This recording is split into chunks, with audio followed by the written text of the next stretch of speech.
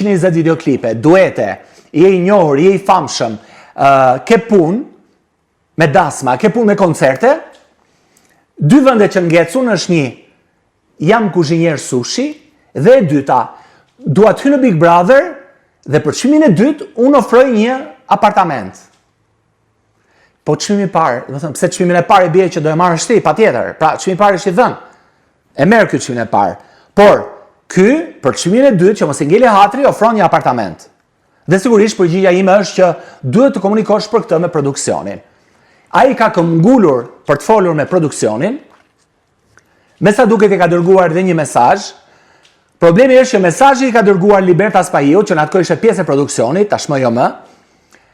Ai më ka dërguar sërish mua, ndoshta emocionuar, ka ngatruar adresat, gjërat dhe ndejtese, ngjashmëri, unë dhe Liberta nuk kemi, kështu që dhe më thot, përshëndetje Liberta, jam Labinot Rexha, e besoj që më një gjatë karrierës time kam 350 këngë dhe 150 videoklipe. Mua më tha kam 120 videoklipe, Libertës 150. Ndoshta i ka bërë 30 videoklipe nga momenti që më shkruajti mua dhe mori të shkruaj Libertës, ai ka realizuar 30 videoklipe. Ose mund të jetë thjesht një lapsus. Dhe tregon që kam bërë këtu, kam bërë kompleksin, vila e gjëra të tilla si këto.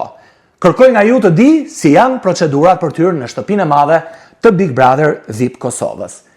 Deri më sot, në historinë e Big Brotherit të thjesht në Shqipëri, Big Brother VIP Albania, Big Brother Albania dhe Big Brother VIP Kosova, njëri më të fiksuar për të hyrë në shtëpinë e Big Brotherit, unë nuk kam parë. Nuk e di ç'është kjo këmbgulje. Megjithatë, kjo zhurmë që po bëhet dhe të gjithë bashkë me këtë videon time, janë një formë reklame, një formë vëmendje që i shkon pikërisht produksionit të Big Brother VIP Kosovës. Mos është e menduar kjo lëvizje e Labinotit me nxitjen e produksionit? Pak dyshim duhet ta kemi brenda vetes gjithmonë. Po kaq shumë sa flet Labinoti, kam përshtypjen se edhe këtë sekret do e nxjerrë shumë shpejt.